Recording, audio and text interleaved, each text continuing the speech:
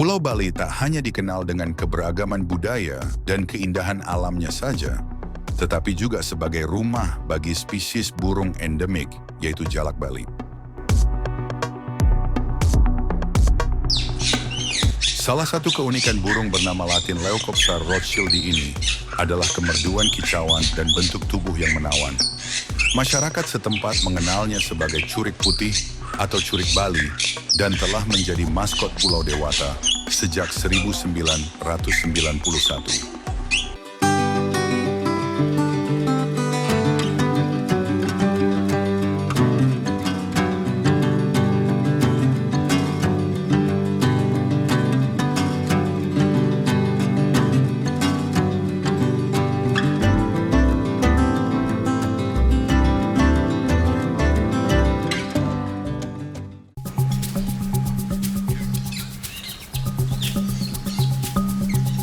Persebaran terbanyaknya ada di kawasan Bubunan Buleleng hingga ke Gilimanuk yang menjadi pintu masuk Bali dari Pulau Jawa.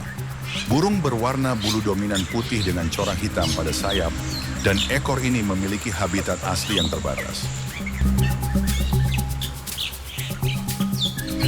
Burung seberat 107 gram ini hanya ditemui di kawasan Taman Nasional Bali Barat, tepatnya di wilayah Semenanjung, Tanjung Gelap, Pahlangkong, dan Prapat Agung.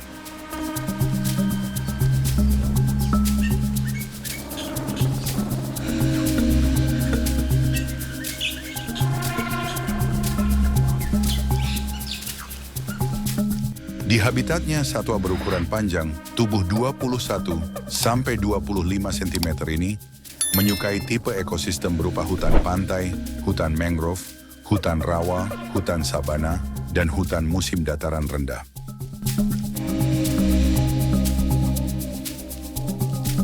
Jalak dengan corak bulu kaki abu-abu ini hidup di kawasan dengan ketinggian 210 hingga 1.144 meter di atas permukaan laut.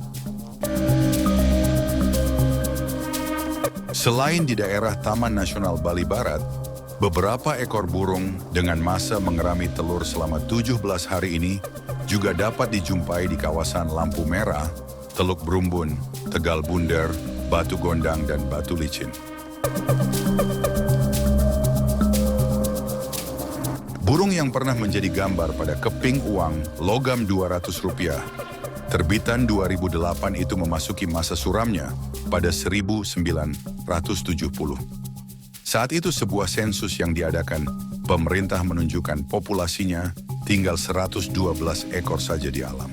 Angka itu semakin memprihatinkan ketika pada 2005 sampai 2006 diketahui terdapat 6 ekor saja yang bertahan hidup di kawasan Taman Nasional Bali Barat. Masifnya perburuan liar disebabkan tingginya permintaan untuk dijadikan koleksi diikuti melambungnya harga satwa tersebut di pasaran domestik dan internasional menjadi penyebab utamanya. Selain itu, deforestasi di habitatnya dengan tujuan alih fungsi lahan sebagai permukiman dan kawasan komersial ikut menyumbang kepunahannya. Pada 2005, dari catatan Balai Konservasi Sumber Daya Alam (BKSDA) Provinsi Bali, ruang hunian sebagai habitat burung bermata coklat tua dengan kelopak biru ini hanya tersisa 1.000 hektar.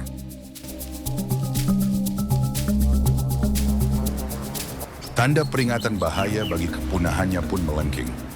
Untuk menekan makin merosotnya populasi jalak Bali, pemerintah pun mengeluarkan kebijakan perlindungan satwa liar melalui keputusan Menteri Pertanian nomor 4, 21 per KPTS per 8 per 1970 tanggal 26 Agustus 1970.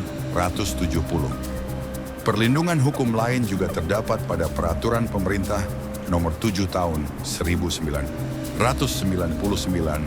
tentang pengawetan jenis tumbuhan dan satwa jalak Bali. Pada peraturan terdapat larangan perdagangan satwa kecuali hasil dari penangkaran generasi ketiga atau bukan berasal dari indukan burung alam.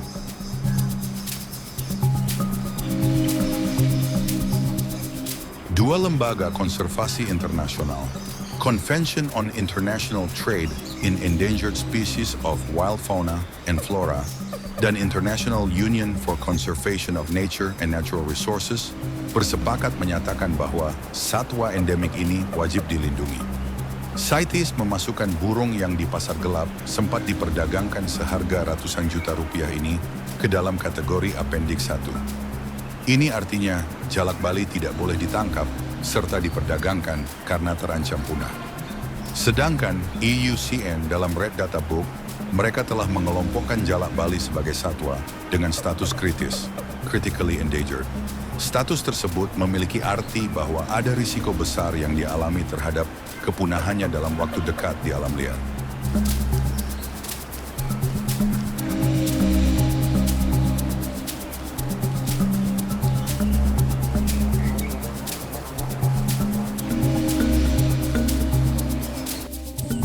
Upaya keras pun dilakukan pemerintah dan para pemangku kepentingan stakeholders, termasuk penindakan tegas bagi para pemburu, pedagang, dan kolektor satwa ini.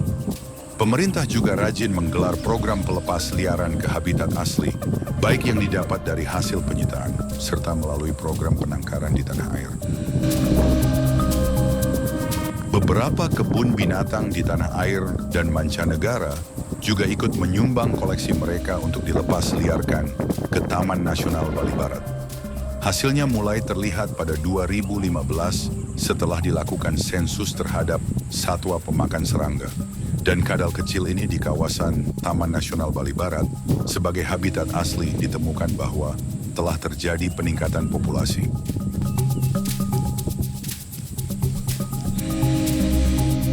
Percepatan peningkatan populasi burung pemilik telur berwarna hijau kebiruan berukuran sekitar 3 cm itu pada 2020 menurut Kepala BKSDA Bali ikut disumbang oleh penutupan Taman Nasional Bali Barat selama pandemi corona.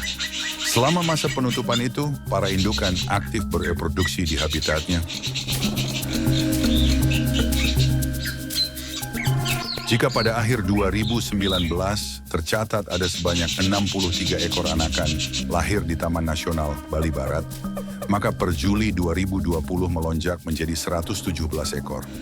Begitu juga kerjasama BKSDA dengan 6 desa di sekitar TNBB, yaitu Desa Sumber Kelampok, Pejarakan, Belimbing Sari, Ekasari, Melaya, dan Gilimanuk sebagai penyangga dan lokasi penangkaran di luar habitat aslinya.